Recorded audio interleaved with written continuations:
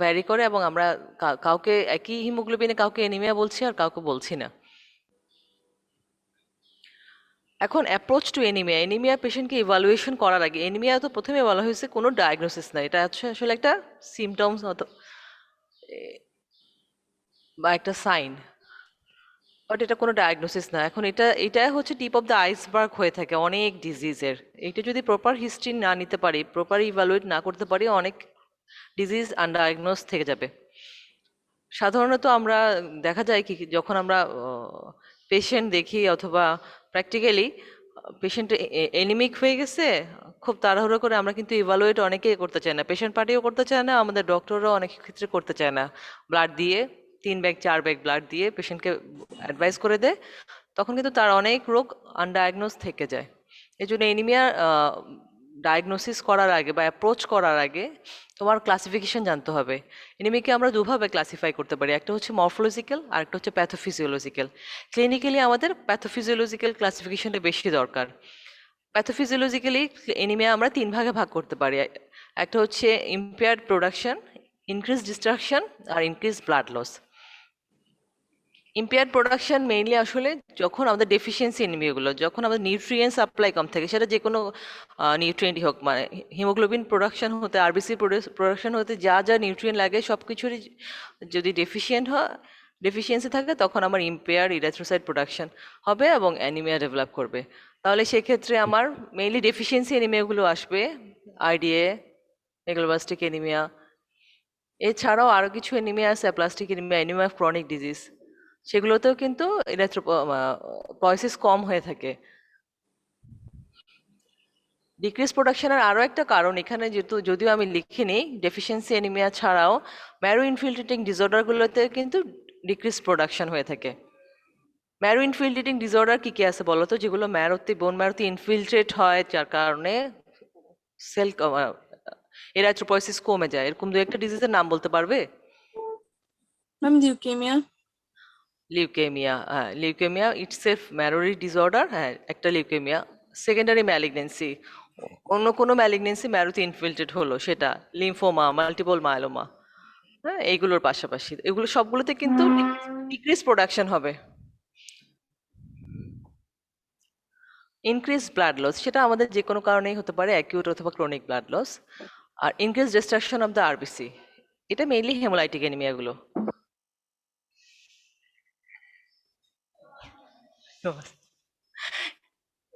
Increase restriction of RBC mainly haemolytic এনিমিয়ার ক্ষেত্রে। তাহলে যখন আমার ডিক্রিজ প্রোডাকশন হয়, সেক্ষেত্রে আমি যদি প্রিলিমিনারি ইনভেস্টিগেশন করি, আমাদের বেস লাইন ইনভেস্টিগেশন হচ্ছে কমপ্লিট ব্লাড কাউন্ট আর রেটিকুলোসাইট কাউন্ট। ফার্স্টে রেটিকুলোসাইট কাউন্ট হচ্ছে আমার, রেটিকুলোসাইটটা কি জিনিস বলো তো? ম্যাম ম্যাচিওর আরবিসি আগের স্টেজটা। স্টেজটা, হ্যাঁ, যখন আমার প্রোডাকশন নিউক্লিয়েটেড ঠিক আরবিসি। থাকে। হ্যাঁ, ঠিক আছে। যখন আমার প্রোডাকশন ঠিক থাকে, ম্যারোতে কোনো প্রবলেম থাকে না, প্রোডাকশন ঠিক মতো হচ্ছে, তখন কিন্তু রেডিকুলোসাইট কাউন্ট নর্মাল অথবা হাই হয়ে থাকে এনিমিয়া যদি হয়। আর যদি আমার প্রোডাকশন কম হয়, ইম্পেয়ার্ড ইরিথ্রোসাইট প্রোডাকশন হয়, সেক্ষেত্রে আমার রেডিকুলোসাইট কাউন্ট লো হবে, কারণ আমার নিউট্রিয়েন্ট সাপ্লাই নাই। আর যদি আমার যে কোনো ব্লাড লস অথবা haemolytic anaemia, increase destruction, anaemia due to increase destruction of RBC, সেক্ষেত্রে কিন্তু আমার রেডিকুলোসাইট কাউন্ট হাই হবে, কারণ ও আমার কম্পেনসেট করার চেষ্টা করবে। এখন আসো মরফোলজিক্যাল ক্লাসিফিকেশন। মরফোলজিক্যালি আমরা এনিমিয়াকে 3 ভাগে ক্লাসিফাই করতে পারি, একটা হচ্ছে মাইক্রোসাইটিক হাইপোক্রোমিক, নর্মোসাইটিক নর্মোক্রোমিক আর macrocytic anaemia. Microcytic hypochromic anaemia আবার বেশ কিছু কারণ আছে, যেমন মোস্ট কমনলি হচ্ছে আয়রন ডেফিসিয়েন্সি, নেক্সট হচ্ছে anaemia of chronic disease, then thalassaemia, then sideroblastic anaemia and lead poisoning. Normocytic normochromic এনিমিয়াতে আমাদের রেড সেল ইন্ডিসিসগুলো সব নর্মাল থাকবে। রেড সেল ইন্ডিসিস কি কি আছে? Ma'am MCV, MCH, MCH. হ্যাঁ, আরও একটা জিনিস আছে, আরডিডাব্লিউ, ঠিক আছে। জি ম্যাম। হ্যাঁ, এগুলো সবই নর্মাল থাকে যখন blood loss anaemia, haemolytic anaemia, haemolytic anaemia, normocytic anaemia কখনো হেমোলাইটিক এনিমিয়া, সব হেমোলাইটিক এনিমিয়া না, কনজেনিটাল হেমোলাইটিক এনিমিয়াতে আবার নর্মোসাইটিক হবে না। অ্যাপ্লাস্টিক এনিমিয়া, ক্রনিক ডিজিজ আর renal insufficiency. Macrocytic anaemia, macrocytic এনিমিয়াতে এমসিভি হাই থাকবে, বাট বাকিগুলো নর্মাল থাকবে। ম্যাক্রোসাইটিক এনিমিয়ার কারণ আমরা সবাই জানি, megaloblastic anaemia, liver disease, post splenectomy, hypothyroidism and stress erythropoiesis. এখন আসো যে কোনো একটা এনিমিক পেশেন্ট আসলে আমরা প্রথমে ডিটেলস হিস্ট্রি নেব, যেটা তোমাদেরকে থার্ড ইয়ারে আমি মোস্ট প্রবাবলি হিস্ট্রি টেকিং ক্লাসটা নেওয়া হয়েছে। এরপরে আমরা বেসলাইন ইনভেস্টিগেশন ভিতরে একদম প্রাইমারিলি একটা complete blood count, peripheral blood film and reticulocyte count করব। যদিও রেটিকুলোসাইট কাউন্ট আমরা ইনভেরিয়েবলি করি না, but complete blood count and peripheral blood ফিল্মটা অবশ্যই করব যে কোনো ম্যানেজমেন্ট নেওয়ার আগে পেশেন্ট। কমপ্লিট ব্লাড কাউন্টে কি কি দেখতে পাই আমরা বলো তো, দেখে দেখেই বলো, দেখা যাচ্ছে না? জি ম্যাম। কমপ্লিট ব্লাড কাউন্টে আমরা প্রথমে হচ্ছে হিমোগ্লোবিন, তারপরে ডাব্লিউবিসি কাউন্ট, প্লেটলেট কাউন্ট, আর আমার অ্যাবসলিউট ভ্যালুগুলো দেখতে পাই, সাথে ডিফারেনশিয়াল কাউন্টও দেখতে পাই। একটা কমপ্লিট ব্লাড কাউন্ট থেকে আমরা কিন্তু অনেক ইনফরমেশন দিতে পারি যে হ্যাঁ পেশেন্টটা এনিমিক কিনা, এটা মাইক্রোসাইটিক হাইপোক্রোমিক কিনা, তার এনিমিয়ার সাথে রেড সেল কাউন্টের রেসপন্সটা ঠিক আছে কিনা, এনিমিয়ার সাথে অ্যাসোসিয়েটেড আদার ডিজিজ আছে কিনা। ম্যারো ইনফিল্ট্রেটিং ডিসঅর্ডার হলে কিন্তু ডাব্লিউবিসি কাউন্ট, প্লেটলেট কাউন্টও কমে যাবে। এটা হচ্ছে একটা রেটিকুলোসাইট, যেটা বলি যে আমরা সিবিসি বিবিএফ এর সাথে একটা রেটিকুলোসাইট কাউন্টও করা, রেটিকুলোসাইট স্টেইন করে, এগুলো হচ্ছে রেটিকুলোসাইট। আমরা যেটা স্লাইডে পেরিফেরাল ব্লাড ফিল্ম বা রেটিকুলোসাইট স্টেইন করে যেটা দেখতে পাই। রেটিকুলোসাইট কাউন্ট নর্মাল হচ্ছে less than 2%, এক্সেপ্ট চাইল্ডের ক্ষেত্রে 2 to 6%, চাইল্ডের ক্ষেত্রে একটু বেশি থাকে। পেরিফেরাল ব্লাড ফিল্মে আমরা কি কি দেখি?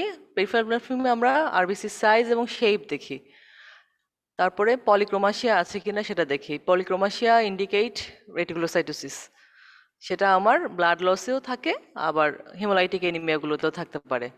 Is there any dimorphic population of RBC? That means যে কোনো দুই ধরনের পপুলেশন, নর্মোসাইটিক মাইক্রোসাইটিক, অথবা মাইক্রোসাইটিক ম্যাক্রোসাইটিক, দুই ধরনের পপুলেশন থাকলে আছে কিনা সেটা দেখতে পাই। আর any abnormalities in platelet and WBC. Peripheral blood ফিল্মে আমরা কোনো প্যারাসাইট দেখতে পাই?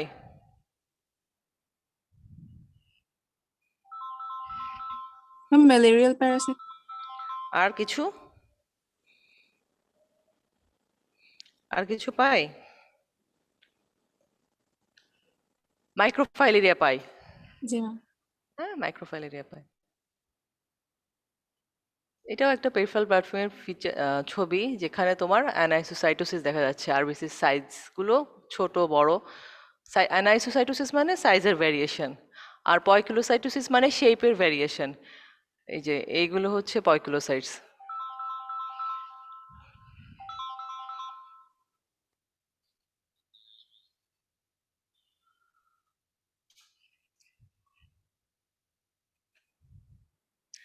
এখন আসলে মরফোলজিক্যাল ক্লাসিফিকেশন যেটা আমরা বলেছি, এটা হচ্ছে মাইক্রোসাইটিক হাইপোক্রোমিক। মাইক্রোসাইটিক হাইপোক্রোমিক মানে আরবিসি গুলো সাইজেও ছোট হবে, আবার হিমোগ্লোবিনাইজেশনও কম হবে, মানে সেন্ট্রাল প্যালোডটা বেড়ে যাবে। এটা হচ্ছে মাইক্রোসাইটিক এনিমিয়া। মাইক্রোসাইটিক এনিমিয়াতে কিন্তু আমার শুধুমাত্র সাইজে বড় হবে, হিমোগ্লোবিনাইজেশনে কোনো ঝামেলা হবে না, কারণ এমসিএইচ এগুলো নর্মাল থাকে। আর এটা একটা নর্মোসাইটিক নর্মোকেমিক, সবকিছুই normal. If anemia is associated with reticulocytosis, is there any evidence of hemolysis? That means তুমি যখন একটা এনিমিক পেশেন্ট পেলে, হিস্ট্রি নিলে, সিবিসি বিবিএফ করলা, রেটিকুলোসাইট কাউন্ট করলা, রেটিকুলোসাইট কাউন্ট যদি বেশি পাওয়া যায় তাহলে তোমাকে খুঁজতে হবে যে আইদার পেশেন্টকে হিস্ট্রি নিয়ে জিজ্ঞেস করতে হবে যে তার ব্লাড লসের হিস্ট্রি আছে কিনা, অথবা অনগোয়িং ব্লাড লস আছে কিনা, অথবা তার হেমোলাইসিস হচ্ছে কিনা। হেমোলাইসিস দেখার জন্য আমরা কি কি টেস্ট করতে পারি? একটা হচ্ছে রেটিকুলোসাইট কাউন্টের পাশাপাশি serum LDH, serum bilirubin, serum haptoglobin, urinary haemosiderin, আর haemoglobin in urine. If anemia is associated with a less than appropriate reticulocyte response, যদি দেখি যে না রেটিকুলোসাইট কাউন্ট আমার এনিমিক কিন্তু রেটিকুলোসাইট কাউন্ট বাড়েনি অথবা কম, তখন আমরা রেড সেল ইন্ডিসিসগুলো দেখবো, মেইনলি এমসিবির দিকে তাকাবো। এমসিবি যদি আমার less than 80 ফেমটোলিটার হয় তাহলে মাইক্রোসাইটিক। এটা সিবিসি থেকে কিন্তু এই ইনফরমেশনগুলো আমি পেয়ে যাবো। নর্মোসাইটিক হবে যখন 80 to 100 ফেমটোলিটার ভিতরে থাকে, আর মাইক্রোসাইটিক মোর দেন 100 ফেমটোলিটার। এখন আসো microcytic hypochromic anaemia. Microcytic hypochromic anaemia এটা হচ্ছে পেরিফেরাল ব্লাড ফিল্মের ফিচার, যে তোমাকে আগেও বলেছি তোমাদেরকে যে সেন্ট্রাল প্যালোডটা বেড়ে যাবে আর সেলটা ছোট হয়ে যাবে। আর কজেসগুলো তো জানোই, iron deficiency, thalassaemia, anaemia of chronic disease, sideroblastic anaemia and lead poisoning. তোমাদের ক্ষেত্রে প্রায় জিজ্ঞেস করলে সিডাব্লাস্টিক অ্যানিমিয়াটা আগে বলো। সিডাব্লাস্টিক অ্যানিমিয়াটা কি জিনিস তোমাদের কারো ধারণা আছে?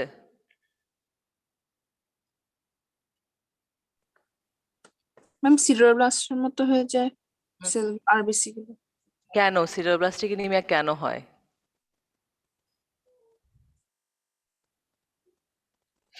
ফিজিওলজিতে কিছুটা পড়াইছে না? ফিজিওলজিতে ছিল তো। জি ম্যাম। হিমোগ্লোবিন সিনথেসিসে কি থাকে? হিম সিনথেসিসে হিমে কি কি থাকে? হিমোগ্লোবিন, হিম আর গ্লোবিন, হিমে কি কি থাকে? আয়রন আর আর সাইটোক্রোম, আয়রন আর প্রোটোপরফাইরিন। প্রোটোপরফাইরিন। প্রোটোপরফাইরিন সিনথেসিসে ডিফেক্টিভ হলেই সিডোব্লাস্টিক অ্যানিমিয়া হয়।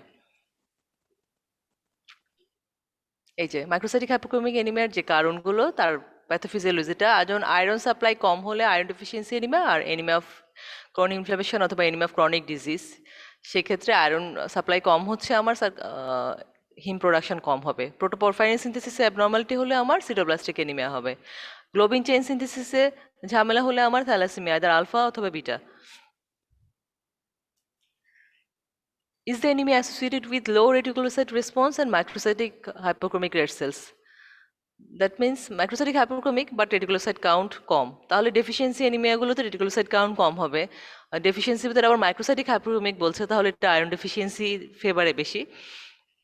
থ্যালাসেমিয়ার ক্যারিয়ারগুলোতে সাধারণত এরকম হয়ে থাকে, আর অ্যানিমিয়া অফ ক্রনিক ডিজিজে সেখানেও কিন্তু ডিক্রিজ প্রোডাকশন হয় due to deficiency of functional iron, এবং কিছু ইন্টারলিউকিন রিলিজ, সাইটোকাইন রিলিজ হয় যারা সরাসরি ম্যারোকে সাপ্রেস করে, এরিথ্রোপয়েসিস ইনহিবিট করে। Iron deficiency anemia. This is a common nutritional deficiency in our country. Bleeding is the leading cause of iron deficiency anemia. Iron facts body iron হচ্ছে 80% functional আর 20% storage iron. Absorption টি important primarily in the duodenum. Transferrin transports iron in the blood. তাহলে transferrin হচ্ছে transporter protein. Ferritin storage form of iron. Hemosiderin derived from ferritin, long term storage for iron. Dietary iron আমরা কোথায় কোথায় থাকে সেটা important, কারণ যখন একটা আয়রন ডেফিসিয়েন্সি এনিমিয়ার পেশেন্ট আসবে তখন তোমাকে অ্যাডভাইস করতে হবে যে হ্যাঁ আয়রন কন্টেনিং ফুডগুলো আপনারা বেশি করে খাবেন। Iron in present in food as a ferric hydroxides থাকে কোথায় কোথায় মিটে, লিভার, ভেজিটেবল এগস, আরও অনেক সোর্স আছে। The average diet contains 10 to 15 milligram and only 5 to 10% is normally absorbed. Iron absorption কারা প্রমোট করে, আর কোন কোন ড্রাগ অথবা কোন কোন ফুড ইনহিবিট করে জানা আছে?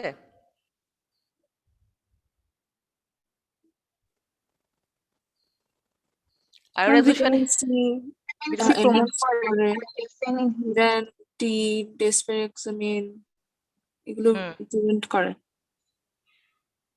ডেসপিরোক্সামিন আয়রন অ্যাবজর্পশন প্রিভেন্ট করে না, ডেসপিরোক্সামিন আয়রন এক্সক্রিশন বাড়ায়। এক্সপ্রেশন টি টিটা ঠিক আছে, ঠিক আছে, মানে অ্যাসিডিক এনভায়রনমেন্টে আমার আয়রন অ্যাবজর্পশনটা বেশি হয়, অ্যালকালাইন এনভায়রনমেন্টে আয়রন অ্যাবজর্পশনটা কম হয়। তাহলে আমি অ্যালকালাইন, ধরো সেটা অ্যান্টাসিডও হতে পারে, যদি পেশেন্ট বেশি করে খায় তখন কিন্তু আয়রন অ্যাবজর্পশন কম হবে। আর থ্যালাসেমিয়ার পেশেন্টদেরকে আমরা বেশি বেশি করে চা খেতে বলি, কারণ রটিতে ট্যানিন যেটা আছে আমাদের আয়রন অ্যাবজর্পশন কমাবে। আয়রন রিকোয়ারমেন্টস মেল ফিমেলে almost 0.5 to 1 milligram per kg per day. Pregnant ফিমেলদের একটু বেশি, 1 to 2 milligram per kg per day. চিলড্রেনেরও সেম। তাহলে আয়রন ডেফিসিয়েন্সি এনিমিয়া তুমি যখন বুঝতে পারলে তখন তোমাকে কজগুলো জানতে হবে যে আয়রন ডেফিসিয়েন্সি এনিমিয়া কেন হচ্ছে। Iron deficiency anemia due to blood loss, increased iron utilization, malabsorption, dietary insufficiency, and combinations of above. Blood loss কোথা থেকে হতে পারে? GIT থেকে হতে পারে, menstrual blood loss, urinary blood loss, blood in sputum.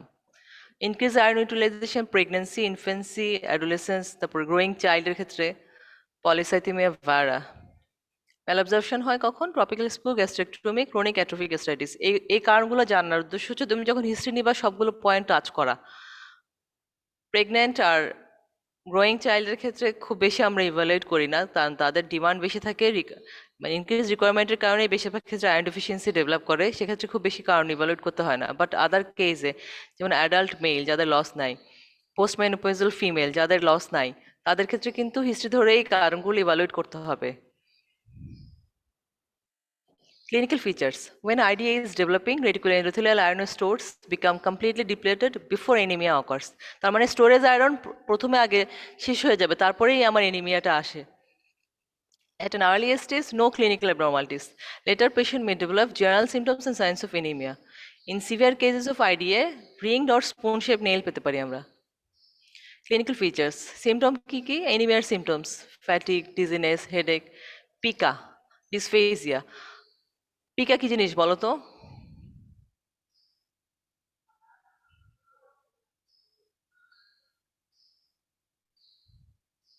কে বলতে পারবা?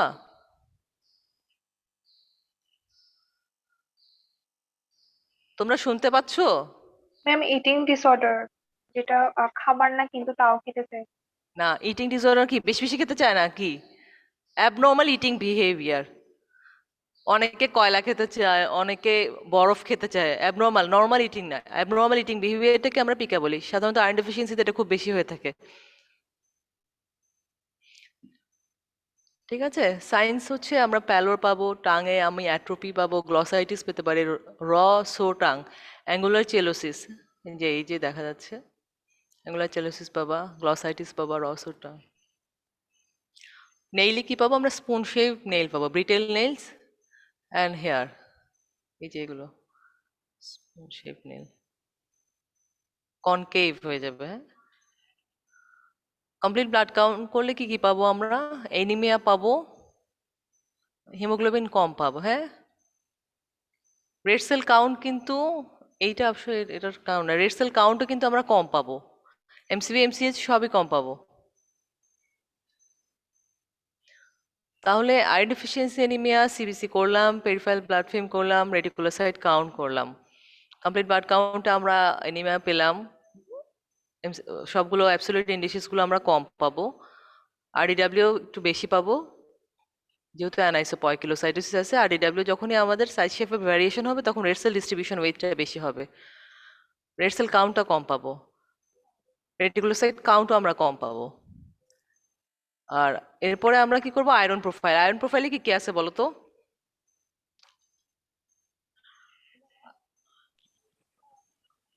total কি কি? iron binding capacity, আর serum ferritin, serum ferritin, serum iron, iron. ঠিক আছে, এই তিনটাই মেইনলি, তিনটা: serum iron, TIBC, serum ferritin. Serum iron measures the amount of iron bound to the transferrin, does not include the free form of iron. Total iron binding capacity, this is an indirect measure of amount of transferrin protein in the serum, inversely proportional to the serum iron level. তার মানে আমার আইডিতে total iron binding ক্যাপাসিটিটা বেশি হবে। If serum iron is decreased, total iron binding capacity of transferrin increased. Serum ferritin indirectly reflects storage iron in tissues, found in trace amount in plasma. Plasma ferritin is decrease in IDA, increase in anemia of chronic disease. Serum ferritin এর একটা disadvantage হচ্ছে during infection অথবা ইনফ্লামেশনে serum ferritin increase করে like other acute phase protein, and then it is not an accurate indicator in such situation. তাহলে পেশেন্টের যে কোনো একটা ইনফেক্টিভ এপিসোডে যদিও তার আইডিয়া থাকে বাট সেরাম ফেরিটিনটা বেশি থাকে, সেক্ষেত্রে আমরা কিন্তু কাটমার্ক 50 মাইক্রোগ্রাম পার লিটার ধরি। 50 মাইক্রোগ্রামের নিচে হলেই ইনফেক্টিভ এপিসোডে সাথে microcytic হাইপোক্রমিক other evidence of idea থাকে, তাহলে সেক্ষেত্রে আমরা তাকে আইডিয়া হিসেবে আমরা ট্রিট করতে পারি। ম্যাম এটা একটু আবার বলেন। সেরাম ফেরিটিন লেভেলটা তো সাধারণত ধরো অনেক ক্ষেত্রে দেখা যায় পেশেন্ট এফোর্ড করতে পারে না অথবা শুধু সিরাম ফেরিটিন করে নিয়ে আসে। সিরাম ফেরিটিনটা কিন্তু আমাদের অনেক ক্ষেত্রে অ্যাকুরেট ডায়াগনোসিসটা করতে পারে, ফিচারটা দিতে পারে না, কারণ ইনফেকশন অথবা ইনফ্লামেশনে সিরাম ফেরিটিনটা বেড়ে যায়। সিরাম ফেরিটিনটা একটা অ্যাকিউট ফেজ প্রোটিন হিসেবে কাজ করে, যে জন্য এই যে আমাদের কোভিড সিচুয়েশন, কোভিড পেশেন্টের অনেকের ক্ষেত্রে সিরাম ফেরিটিন কিন্তু অনেক বেশি। সেক্ষেত্রে সিরাম ফেরিটিনের কাটমার্কটা, এমনিতে সিরাম ফেরিটিন কত নিচে আসলে আমরা আইডিএ বলি? 15 নিচে আসলে, 15 মাইক্রোগ্রাম পার লিটারের নিচে আসলে আমরা আইডিএ বলি। কিন্তু যাদের ক্ষেত্রে যে কোনো ইনফ্ল্যামেটরি ডিজিজ আছে অথবা ক্রনিক ডিজিজ আছে, যেমন এসিলি থাকতে পারে, রিউমাটয়েড আর্থ্রাইটিস থাকতে পারে বা সিকিডি থাকতে পারে, তাদের ক্ষেত্রে কিন্তু 50 নিচে আসলে আমরা আইডিএ সাসপেক্ট করব। তাদের এই যে ফেরিটিন লেভেলটা বাড়তি, সেটা কিন্তু তার স্টোরেজ আয়রন বেশি বা স্টোরেজ আয়রন নর্মাল আছে তার জন্য না, তার ইনফ্ল্যামেটরি রেসপন্সের কারণে ফেরিটিনটা একটু বাড়তি। সেক্ষেত্রে এই জন্যই বললাম যে কাটমার্কটা আমরা 50 রাখবো তখন, আর নর্মালি হচ্ছে 15, নর্মাল পেশেন্টের ক্ষেত্রে 15, আর যাদের ক্ষেত্রে সাথে অ্যাসোসিয়েটেড ক্রনিক ডিজিজ আছে তাদের ক্ষেত্রে কাটমার্কটা হচ্ছে 50। এবার ক্লিয়ার? ম্যাম আপনার কথা একটু কেটে কেটে আসলাম, লাস্ট কথাটা একটু বলতে পারবেন? লাস্ট লাইনটা বলো।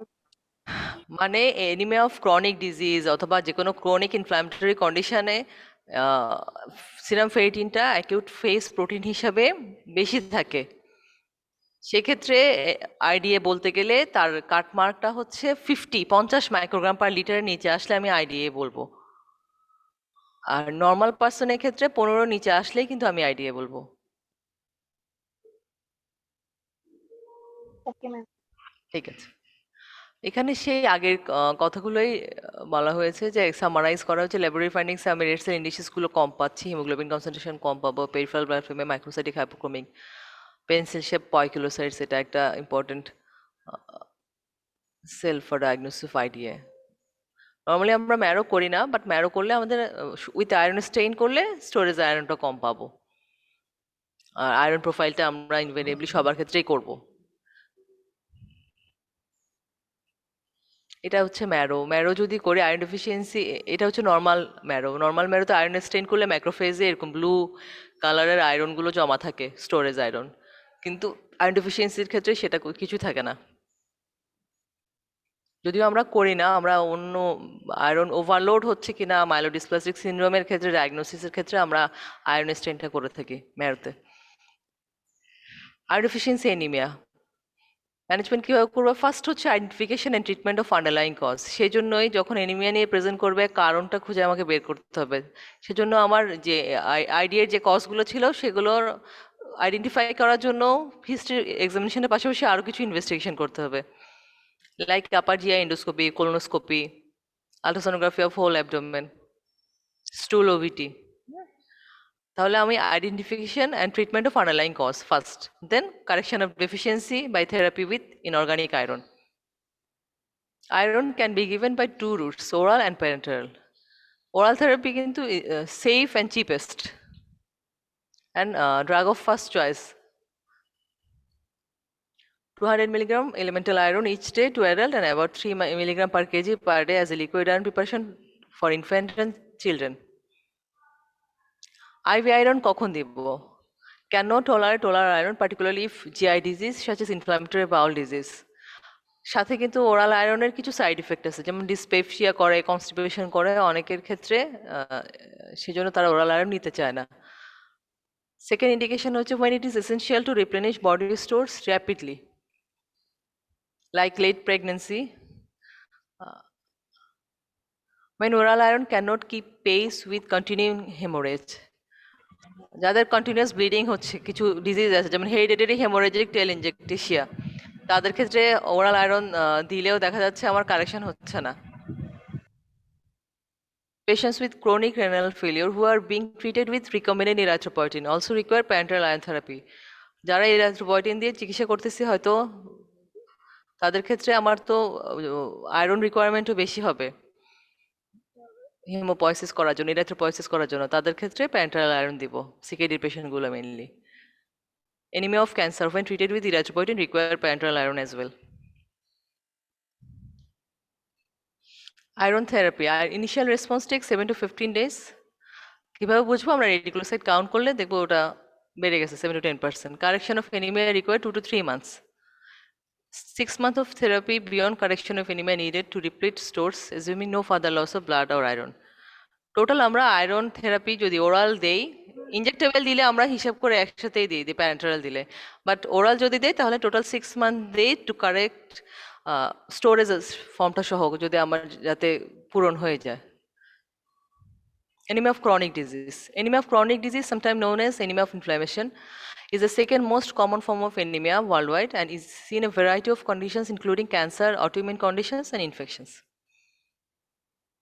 Pathogenesis. The low serum level of iron usually seen in patients with anemia of chronic disease are known to be mediated by polypeptide hepcidin. এটার প্যাথোজেনেসিস খুবই important. Production of hepcidin is increased by inflammatory cytokines interleukin 6. Hepcidin acts by binding to ferroportin and blocking iron export from macrophages and hepatocytes. At the same time, iron absorption by duodenal enterocyte is downregulated. The combined effect is to produce a state of functional iron deficiency. তার মানে anaemia of chronic ডিজিজে hepcidin নামক একটা protein synthesis হয়ে থাকে inflammatory সাইটোকাইনগুলো দিয়ে। Hepcidin কি করে, আমার আয়রনটাকে, আয়রন বডিতে স্টোরেজ আছে, স্টোরেজ আয়রন কিন্তু আমার ঠিক আছে, তার মানে ফেরিটিন আমার নর্মাল অথবা বেশি, বাট সেটা সার্কুলেশনে আসতে পারে না হিমোগ্লোবিন হিম ফর্মেশনের ক্ষেত্রে। ফেরোপোর্টিন নামক যে একটা চ্যানেল আছে যেটা ডিউরানাল এন্টারোসাইটেও থাকে, আবার সেটা ম্যাক্রোফেজও থাকে, যারা ডিউরানাল এন্টারোসাইটটা আয়রন অ্যাবজর্পশন করে সার্কুলেশনে দিয়ে আসে, আর ম্যাক্রোফেজ থেকে যে স্টোরেজ আয়রন আছে সেটা রিলিজ করে। এই সব এগুলো সবগুলোই কিন্তু ফেরোপোর্টিন নামক একটা চ্যানেল দিয়ে করে। সে ফেরোপোর্টিনটাকে ইন্টারনালাইজ করে ফেলে, যার কারণে আয়রনটা অ্যাবজর্পশনও হতে পারে না, আবার যেগুলো স্টোরেজ আছে সেগুলো ইউজ করতে পারে না। মেইন মেকানিজম কিন্তু এটাই অ্যানিমিয়া ক্রনিক ডিজিজে। আর কিছু মেকানিজম আছে যে inflammatory cytokine, interleukin 1, TNF alpha, interferon gamma, এগুলো রিলিজ হচ্ছে। এগুলো বোন ম্যারোকে সাপ্রেস করতেছে, কিডনিকে সাপ্রেস করতেছে ইরিথ্রোপয়েটিন প্রোডাকশন, ম্যারোকে সাপ্রেস করতেছে ইরিথ্রোপোয়েসিস না হওয়ার জন্য, সরাসরি এরাথ্রোসাইটকেও সাপ্রেস করতেছে। অ্যানিমিয়া অফ ক্রনিক ডিজিজের মেকানিজমটা বোঝা গেছে? Yes, ma'am. তাহলে এনিমিয়া অফ ক্রনিক ডিজিজে আমাকে আয়রন প্রোফাইলটা কি হবে বলো তো? তোমাকে যখন একটা থার্ড ইয়ারে বা ফিফথ ইয়ার ফাইনালে কোশ্চেন দিবে যে একটা মাইক্রোসাইটিক হাইপোক্রোমিক এরকম সিনারিও দিয়ে তুমি কিভাবে ডিফারেন্সিয়েট করবা, একটা আয়রন প্রোফাইল করলা, কমপ্লিট ব্লাড কাউন্টে অনেকটা সেম ফিচার আইডি এর মতো, পেরিফেরাল ব্লাড ফিল্মে কিছুটা ক্লু দিবে। আয়রন প্রোফাইল দেখে তুমি কিভাবে বুঝবা যে এটা এসিডির দিকে যাচ্ছে নাকি এটা আইডিএ? সিরাম আয়রন কি হবে? সিরাম আয়রন কিন্তু এখানে নর্মাল থাকবে অথবা লো থাকবে। সিরাম ফেরিটিন নর্মাল ওর ইনক্রিজ থাকবে। টোটাল আয়রন বাইন্ডিং ক্যাপাসিটি কিন্তু নর্মাল থাকবে। এটা তোমাকে মুখস্থ করতে হবে না। সিরাম ফেরিটিন ইনক্রিজ থাকবে এই কারণেই, কারণ আমার স্টোরেজ আয়রনটা ঠিকই আছে কিন্তু স্টোরেজ আয়রনটা সার্কুলেশনে আসতে পারছে না হিম প্রোডাকশন করার জন্য। আর্লি স্টেজে আমরা নর্মোসাইটিক নর্মোকেমিক এনিমিয়া পাবো, লেট স্টেজে আমরা মাইক্রোসাইটিক হাইপোক্রোমিক পাবো। লো সিরাম আয়রন, লো টিআইবিসি, নর্মাল ওর হাই সিরাম ফেরিটিন, আর সাথে অ্যাসোসিয়েটেড ইনফেকশন অথবা ইনফ্লামেশনের কারণে আমরা লিগোসাইটোসিস পেতে পারি। আর যদি আমরা বোন ম্যারো আয়রন স্টেইন করতে পারি, সেখানে আমি abundant storage of iron in macrophage দেখব। এটা হচ্ছে তোমার ডিফারেন্স আইডি এবং এসিডি। হিমোগ্লোবিন দুটাতেই লো থাকবে, অ্যাবসলিউট ভ্যালুগুলো এমসিভি এমসিএইচ লো। এসিডিতে নর্মোসাইটিক নর্মোকেমিক, যেটা বললাম ইনিশিয়ালি নর্মোসাইটিক নর্মোকেমিক হয়, পরে মাইক্রোসাইটিক হাইপোক্রোমিক হয়। তার মানে অ্যানিমিয়া অফ ক্রনিক ডিজিজে নর্মোসাইটিক নর্মোকেমিক অ্যানিমিয়া হতে পারে, মাইক্রোসাইটিক হাইপোক্রোমিক হতে পারে। ইনফ্ল্যামেটরি মার্কার আইডি এর ক্ষেত্রে নেগেটিভ হবে, অ্যানিমিয়া অফ ক্রনিক ডিজিজে হাই হবে। ইনফ্ল্যামেটরি মার্কার কি কি আছে বা কি দেখি আমরা ইনভেরিয়েবলি? এখন কোভিডেও আমরা কি দেখতেছি invariably inflammatory marker? CRP. CRP, yes. Yeah. হ্যাঁ, ফেরিটিন করলে ফেরিটিনটা আমার লো থাকবে আইডিএতে, আর অ্যানিমিয়া অফ ক্রনিক ডিজিজে নর্মাল অথবা হাই থাকবে। ট্রান্সফারেন্স স্যাচুরেশনটা লো থাকে দুইটার ক্ষেত্রেই। ট্রান্সফারেন্স স্যাচুরেশনটা কি বলতো? Serum iron divided by TIBC into 100। এটা একটা ক্যালকুলেটিভ ফর্ম, এটা না জানলেও চলবে তোমাদের। সিরাম হেপসিডিন লেভেলটা যদি করি সেক্ষেত্রে আমার আইডিয়াতে লো থাকবে, অ্যানিমিয়া অফ ক্রনিক ডিজিজে ইনক্রিজ থাকবে। এটা ইনগ্রোস আগের কথাই। এখন আসলে anaemia of chronic disease treatment of the, সব কিছুরই প্রথম লাইন হচ্ছে treatment of the underlying conditions. Then ওই ডিজিজের উপর ডিপেন্ড করে, তার কন্ডিশনের উপর ডিপেন্ড করে blood transfusion, erythropoiesis stimulating agent, patient with SCD caused by the cancer, RA, rheumatoid arthritis, HIV অথবা CKD frequently gain benefit from erythropoietin. Parenteral iron therapy, the functional iron deficiency present in many patients with anemia of chronic disease, and the frequent coexistence of true ID and ACD make iron supplementation. Parental iron therapy তখনই আগে যে একটা indication বলেছিলাম যে সিকেডির পেশেন্টগুলোকে অথবা anaemia of malignancy, যাদের ক্ষেত্রে আমরা ইরাইথ্রোপয়েটিন দিচ্ছি তাদের ক্ষেত্রে ফাংশনাল আয়রন ডেফিসিয়েন্সি ডেভেলপ করতে পারে। তাদের ক্ষেত্রে যদি সাথে সাথে আমি ইরাইথ্রোপয়েটিনের পাশাপাশি আয়রন প্যারেন্টাল আয়রন দেই তাহলে কারেকশনটা আর্লি হবে। Macrocytic anaemia, macrocytic anaemia due to megaloblastic anaemia, non megaloblastic anaemia, দুটো ভাগে আমরা প্রথমে ভাগ করে ফেলবো। মেগালোবাস্টিক হচ্ছে vitamin B12 deficiency, folate deficiency আর abnormal metabolism of folate and vitamin B12। আর নন মেগালোবাস্টিক এনিমিয়ার ভিতরে আছে কি liver disease, alcoholism, post splenectomy, neonatal macrocytosis and stress erythropoiesis. Stress erythropoiesis কখন হয় জানো?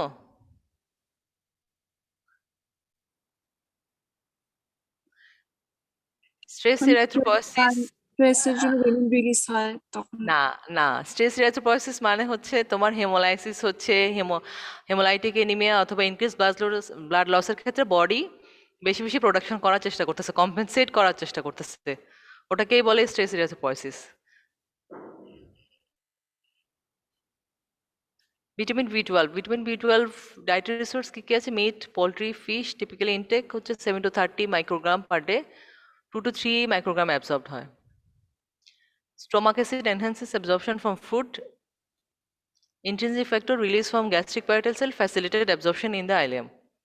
তাহলে তো আমার অ্যাসিডিক এনভায়রনমেন্টও লাগবে, ইন্ট্রিনসিক ফ্যাক্টরও লাগবে অ্যাবজর্পশন হতে। ভিটামিন B12 থাকলেও কিন্তু এইগুলো না থাকলে আমার ডেফিসিয়েন্সি ডেভেলপ করবে। Absorb vitamin B12 bind to the transcobalamin 2 and transported to the marrow. Normal body store হচ্ছে 2 to 3 মিলিগ্রাম, মানে 2000 to 3000 microgram.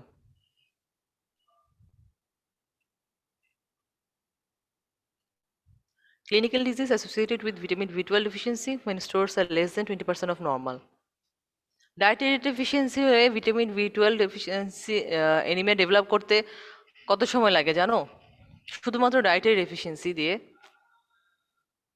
Vitamin B12 requirement কিন্তু আমার খুব কম, ডেইলি রিকোয়ারমেন্ট। স্টোরেজ কিন্তু ভালো, অ্যারাউন্ড 3 to 4 ইয়ার্স লাগে আমার শুধুমাত্র ডায়েটারি ডেফিসিয়েন্সি দিয়ে ভিটামিন B12 ডেফিসিয়েন্সি ডেভেলপ করতে।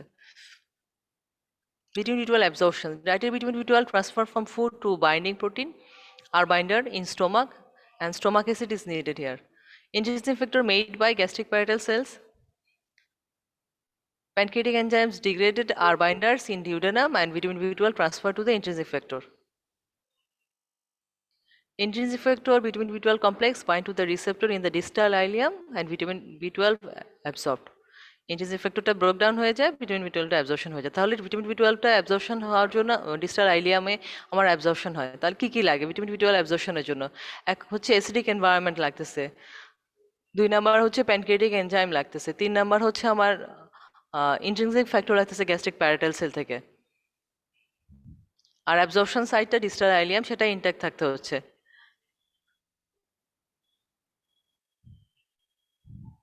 এখন কেন ভিটামিন B12 ডেফিসিয়েন্সি হয়? নিউট্রিশনাল ডেফিসিয়েন্সি হতে পারে স্ট্রিক্ট ভেজিটেরিয়ানের ক্ষেত্রে, সেটা বললাম প্রায় 3 বছর একদম যদি ভিটামিন B12 না খায় সেক্ষেত্রে হবে। অ্যাট্রোফিক গ্যাস্ট্রাইটিস, অ্যাট্রোফিক গ্যাস্ট্রাইটিসে কি হবে? আমার ইন্টেন্সিভ ফ্যাক্টর থাকবে না। Total or partial gastrectomy মেডেবল vitamin B12 deficiency. Pernicious anaemia, abnormal events in the small Baul lumen. এই যে তুমি যদি অ্যাবজর্পশনটা মনে রাখো তাহলে এই কারণগুলো তোমার খুব বেশি মনে রাখতে হবে না, অ্যাবজর্পশনের মেকানিজমটা মনে রাখলে। Inadequate pancreatic protease, competing agents like fish tapeworm, disorders of ileal mucosa, diminished or absent of intrinsic factor cobalamin receptors, drug effect, metabolic disorders. কোন কোন ড্রাগের কারণে এরকম হতে পারে বলো তো? কোনো ড্রাগ আছে?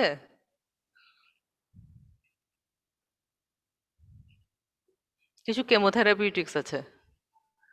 মেগালোবাস্টিক anaemia, macrocytosis due to the deficiency of vitamin B12 or folic acid that causes impaired nuclear maturations. Vitamin B12 and folate are DNA coenzymes necessary for DNA synthesis and normal nuclear maturations.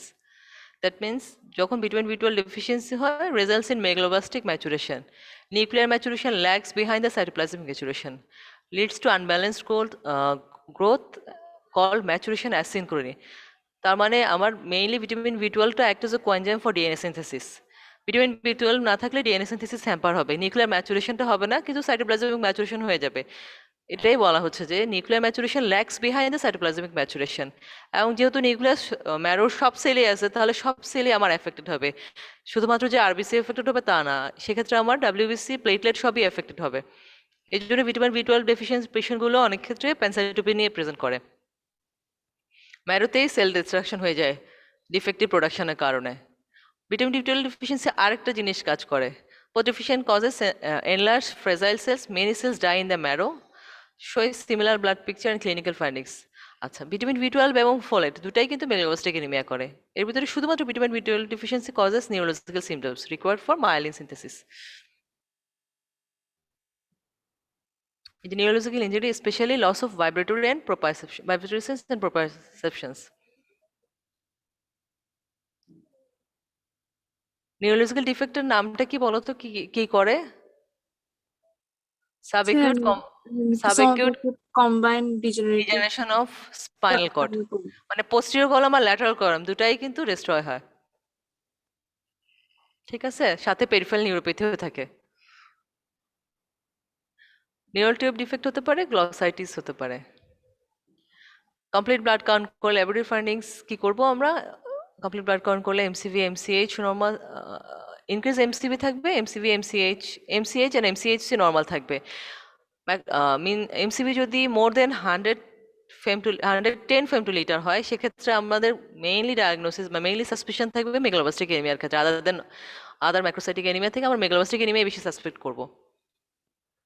Low RBC, haemoglobin, WBC, platelet count due to the ineffective haemopoiesis, যেটা তোমাদেরকে আগে বলছিলাম। সবারই nucleus আছে, nuclear ম্যাচুরেশনে সব সেলেরই hamper হবে, তার কারণে ডাব্লিউবিসি কাউন্টও আমি কম পেতে পারি, প্লেটলেট কাউন্টও কম পেতে পারি, রেড সেল কাউন্ট তো এমনিতেই কম পাবো, কারণ আমার নিউক্লিয়াস ম্যাচুরেশন হ্যাম্পার হচ্ছে। হিমোগ্লোবিন কম পাবো, রেটিকুলোসাইট কাউন্ট কম পাবো যেহেতু প্রোডাকশন কম হচ্ছে। পেরিফেরাল ব্লাড ফিল্মে আমরা ম্যাক্রো ওভালোসাইট পাবো। ম্যাক্রো ওভালোসাইট পেলে কিন্তু সেটা মেগালোবাস্টিক এনিমিয়ার দিকেই ইন্ডিকেট করে, যখন পেরিফেরাল ব্লাড ফিল্মে লিখে দিবে ম্যাক্রো ওভালোসাইট আরবিসি ডেসক্রিপশনে। মার্কড অ্যানাইসোবয়কিলোসাইটোসিস পাবো। কিছু কিছু ক্ষেত্রে আমরা সিস্টোসাইট ফ্র্যাগমেন্টেড সেল পেতে পারি। এটা একটা হিমোগ্রাম অফ মেগালোবাস্টিক এনিমিয়া। এখানে এমসিভিটা দেখছো অনেক হাই, রেড সেল কাউন্টটা কম। রেড সেল কাউন্ট নর্মাল কত? নর্মাল অ্যাডাল্ট মেল কত থাকে বলো তো?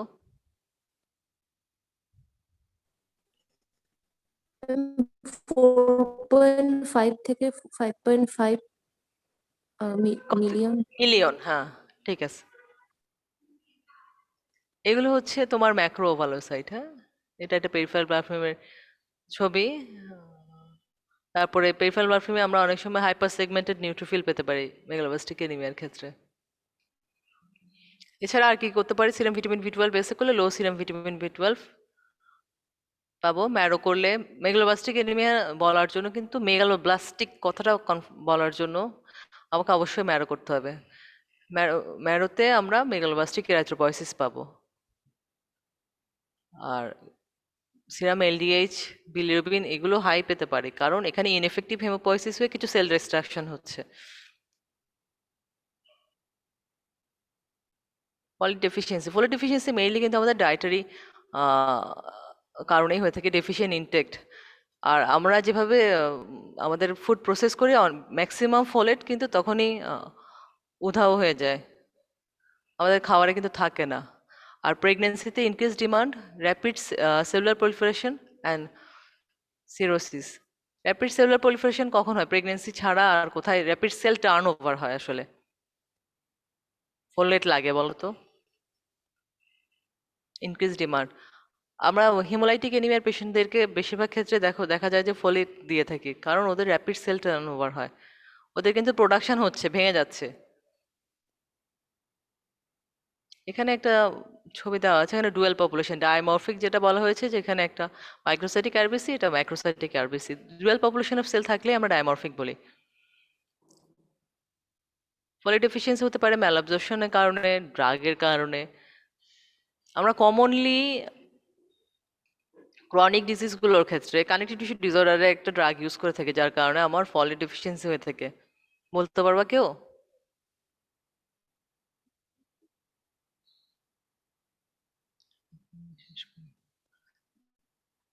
মেথোট্রেক্সটেট নাম শুনোনি? জি ম্যাম। মেথোট্রেক্সটেট আমরা কমনলি ইউজ করে থাকি এবং সেই জন্য যারা মেথোট্রেক্সটেট পায় তাদেরকে কিন্তু একদিন পরে বাকি দিনগুলোতে আমরা ফলিক অ্যাসিড সাপ্লিমেন্টেশন দিয়ে থাকি। Pernicious anemia. It is defined as an anemia resulting from defective secretion of intrinsic factor associated with autoimmune attack on the gastric mucosa, leading to atrophy of the stomach or antibodies that block intrinsic factor action.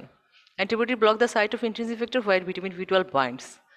The diagnosis is confirmed by low serum vitamin B12 level and typically abnormal results of Schilling test. Schilling test কি জানো? নাম শুনছো কখনো? জি ma'am. কি বলো তো একটু? Ma'am এটা হচ্ছে মানে মেগালোব্লাস্টিক অ্যানিমিয়াটা কি পার্নিশিয়াস অ্যানিমিয়ার জন্য নাকি এমনি ভিটামিন বি12 ডেফিসিয়েন্সির জন্য? এটা নাকি তোমার হচ্ছে ইন্টেস্টাইনাল ব্যাকটেরিয়াল ওভারগ্রোথের জন্য, কোনটার জন্য হ্যাঁ। হচ্ছে সেটার জন্য, মানে মেইনলি ইন্ট্রিনসিক ফ্যাক্টর ডেফিসিয়েন্স কি না সেটা দেখার জন্য রেডিও লেভেলড ভিটামিন বি12 পেশেন্টকে খাওয়ায় দেওয়া হয়, আবার প্যারেন্টারালি দেওয়া হয়, তারপরে এক্সক্রিশনটা মেজার করা হয়। যদি ইন্ট্রিনসিক ফ্যাক্টর ঠিক থাকে তাহলে এক্সক্রিশন নর্মাল থাকে, আর যদি ইন্ট্রিনসিক ফ্যাক্টর কম থাকে সেক্ষেত্রে ইন্ট্রিনসিক ফ্যাক্টর দিয়ে আবার রেডিও লেভেল ভিটামিন বি12 তাকে খাওয়ায় দেওয়া হয় এবং এক্সক্রিশনটা মেজার করা হয়। সেক্ষেত্রে দেখা যায় যে যদি ইন্ট্রিনসিক ফ্যাক্টর ডেফিসিয়েন্সি থাকে তাহলে কারেকশন হয়ে গেছে। পার্নিশিয়াস এনিমিয়া সেটা ভিটামিন বি12 ডেফিসিয়েন্সির মতোই, রেড স্মুথ পিফি রেড টাং থাকে। নন মেগালোবাস্টিক ম্যাক্রোসাইটিক এনিমিয়া, এটা তোমার যেটা আগে বলতেছিলাম যে অ্যাক্সিলারেটেড ইরাথ্রোপয়েসিস, যে কোনো কারণে আমার যদি ইরাথ্রোপয়েসিস বেশি হয়ে থাকে তখন কিন্তু আমার ইমেচার সেলগুলো চলে আসে, পলিক্রোমাটিক সেলগুলো চলে আসে, ওগুলো ম্যাক্রোসাইটিক এনিমিয়া হিসেবে আমরা পেরিফেরাল ব্লাড ফিল্মে অনেক সময় মেনশন করে থাকি। লিভার ডিজিজে আমরা পেতে পারি ম্যাক্রোসাইটিক এনিমিয়া, অ্যালকোহলিজমে, লিভার ডিজিজে। লিভার ডিজিজে বেশ এনিমিয়ার আরও অনেকগুলো কারণ আছে। লিপিড অ্যাবনর্মাল লিপিড অ্যাকুমুলেশন হয়ে রেড সেল মেমব্রেনের গায়ে তখন আমার ম্যাক্রোসাইটগুলো তৈরি হয়, সেক্ষেত্রে আমরা ঠিক টার্গেট সেলটা পেয়ে থাকি। এগুলো কিন্তু অ্যাবনর্মাল লিপিড অ্যাকুমুলেশনের কারণে। টার্গেট সেল আমরা আইডি এর পেশেন্টও পাই, থ্যালাসেমিয়ার পেশেন্টও পাই। আইডি এর ক্ষেত্রে কিন্তু এইরকম মোটা থাকে না, ওখানে হাইপোক্রোমিয়া থাকে যেহেতু ওই টার্গেট সেলগুলো ডিফারেন্ট থাকে। এখানে এইগুলোকে আমরা আলাদা করে ঠিক টার্গেট সেল মেনশন করে থাকি।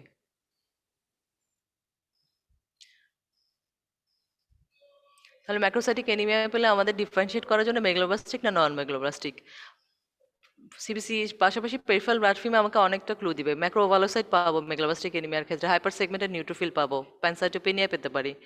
বাট নন মেগালোব্লাস্টিক এনিমিয়ার ক্ষেত্রে এগুলো নাও থাকতে পারে, জাস্ট ম্যাক্রোসাইট পাবো, পলিক্রোমাটিক সেল পাবো, তোমার ঠিক টার্গেট সেল পেতে পারি। এগুলো স্টোমাটোসাইটস, এগুলো হচ্ছে লিভার ডিজিজের ক্ষেত্রে অনেক সময় পাওয়া যায়। অ্যাকান্থোসাইটস।